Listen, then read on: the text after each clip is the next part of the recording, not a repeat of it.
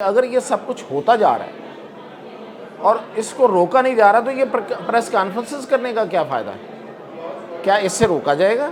اب یہ فیصلہ ہے کہ ان تمام عناصر کو بلڈوز کیا جائے گا، بالکل برداشت نہیں کیا جائے گا، اور اس بیانیے کے جواب میں پریس کانفرنسز زیادہ ہوں گی۔ پاکستان کے اندر چین اور امریکہ کی لڑائی لڑی جا رہی ہے۔ امریکہ چین کو آگے نہیں بڑھنے دینا چاہتا اور وہ نہیں چاہتا کہ پاکستان اس کا مددگار ہو۔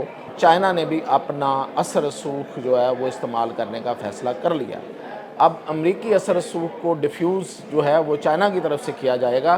D G I S P R کی پریس کانفرنس دیکھی گئی اور اس میں بڑا سبسٹینس ہے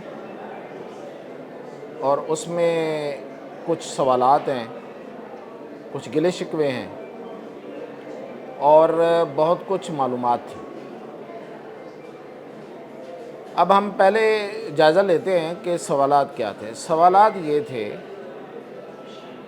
کہ اگر یہ جو کچھ بنو یا اس سے ریلیٹڈ باقی چیزوں میں اور جو پی ڈی آئی کا جو سو کالڈ بیانیہ ہے، اس کو دیکھا جائے، جو بنو واقعہ ہے، میں نے پہلے بھی اپنے جس دن واقعہ یہ ہوا تھا اسی دن میں نے اپنے ویلاگ میں یہ بات کر دی تھی کہ ہاؤ از اٹ پاسبل کہ ایک اعلانیہ اجتماع پر، اور جو کہ بظاہر پرامن نظر آ رہا تھا، ٹھیک ہے کہ اس اجتماع کو بڑا کرنے میں پی ٹی آئی کا بڑا ہاتھ تھا اس پہ، تو اس پہ کس طرح فوج یا کوئی بھی کسی بھی ملک کی فوج یا کوئی سیکورٹی فورسز، پھر ہماری اپنی فوج کیسے اس پہ گولی چلا سکتی ہے؟ مطلب آبویس چیزیں کیسے ہوتی ہیں؟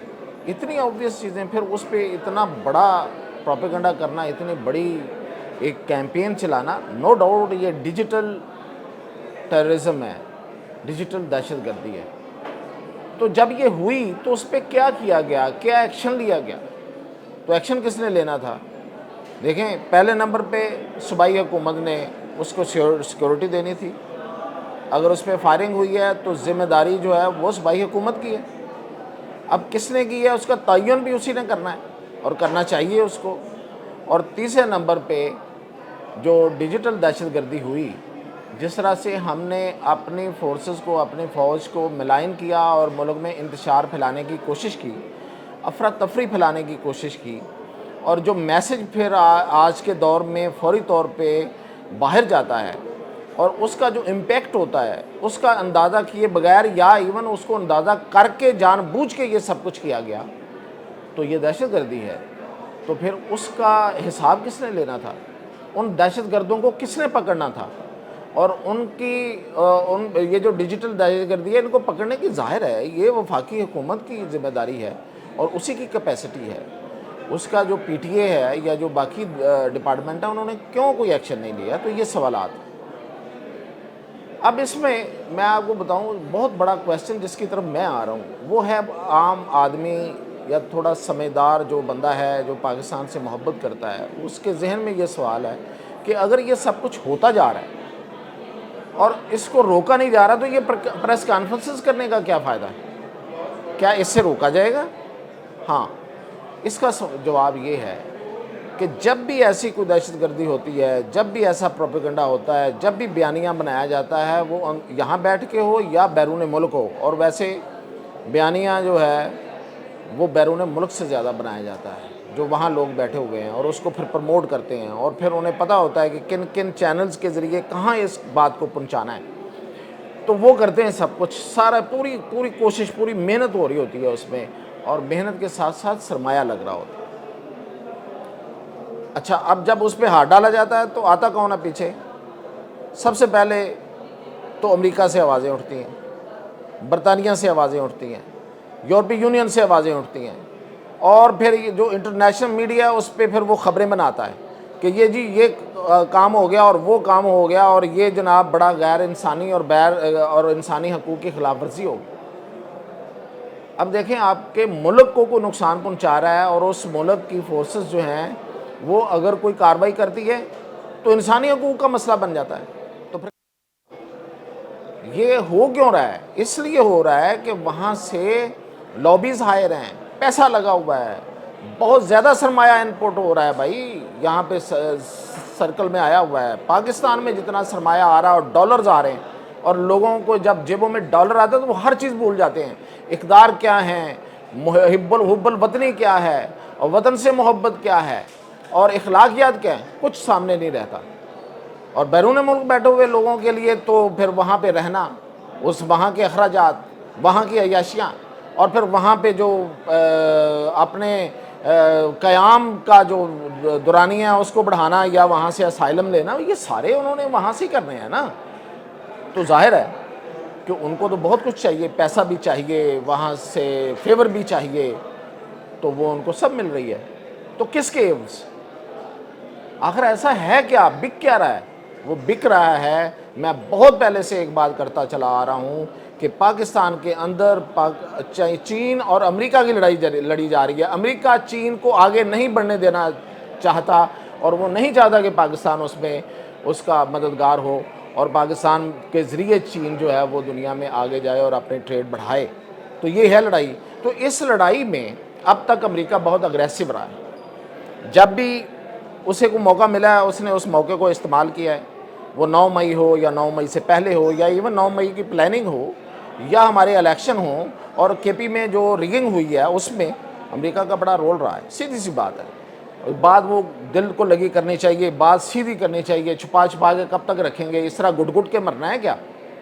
تو پھر یہ ہے کہ اس امریکہ کے پیچھے آنے کے بعد ہم کچھ نہیں کر پاتے، ہمارا سسٹم کرپل ہو جاتا ہے، ہمارے سسٹم گرفت میں آ جاتا ہے، اور وہ جو کہتے ہیں نا، خان نے اس سسٹم کو پکڑ کے رکھا ہوا ہے اور وہ کسی طرف جانے نہیں دے رہا، وہ ہاتھ کسی اور کا ہے، اندر طاقت کسی اور کی ہے، ٹھیک ہے؟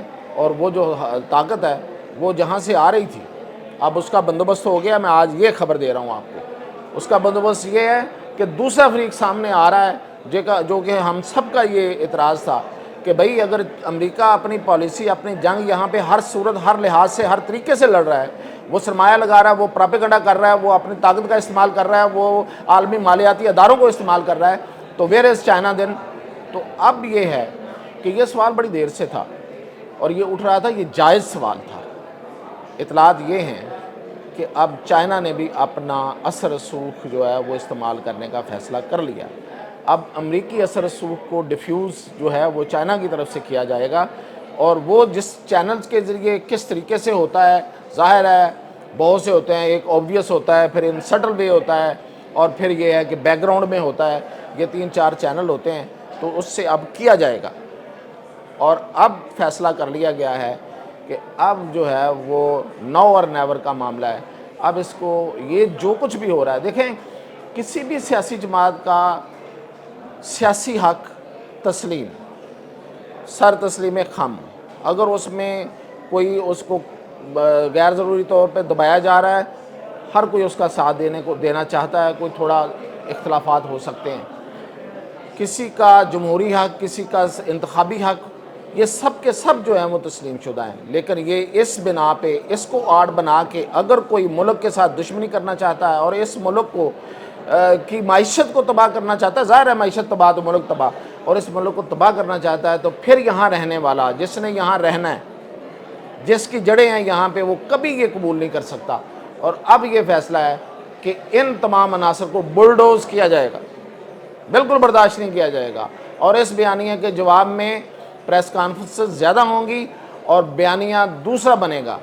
اب یہ ہے کہ حکومت کس حد تک اس میں مؤثر ثابت ہوتی ہے اور اپنا جو ویٹ ہے وہ پٹ کرتی ہے، اور اس بیانیے کو کے ساتھ ساتھ اپنے اقدامات کو سنکرونائز کرتی ہے، یہ حکومت پہ ہے، پبلک پہ ہے، عوام پہ ہے، محب وطن فورسز پہ ہے۔ تو یہ سب کچھ کرنا پڑے گا۔ اگر یہ سب کچھ نہ ہوا تو دیکھیں حالات، دیکھیں ہر کسی کی زبان پہ سوال ہے، ہر کسی کی آنکھ جو ہے وہ اس وقت جو ہے وہ پریشان ہے، ہر کسی کے ماتھے پہ شکن ہے۔ تو کیا اسی طرح رہنا ہے؟ اگر یہ سب کچھ ہے تو پھر اس کا جواب خود ڈھونڈیں، اور اس کا جواب جو آپ کو ملے گا وہ یہ ہے کہ ہمیں اپنا رول پلے کرنا ہے، ہمیں ملک کے خلاف پراپیگنڈا، وہ کسی بھی شکل میں ہو، وہ کسی شخصیت کی شکل میں ہو یا کسی بھی بیانیہ کی شکل میں ہو، اس کو رد کرنا ہے۔ تو یہ اب سوسائٹی کا، ملک کا، حکومت کا یہ مشترکہ مشن ہونا چاہیے، اور میرا خیال ہے جو میں آپ کو خبر دے رہا ہوں کہ یہ اس پہ سخت ہاتھ ڈالا جائے گا، کسی صورت کوئی برداشت نہیں کیا جائے گا۔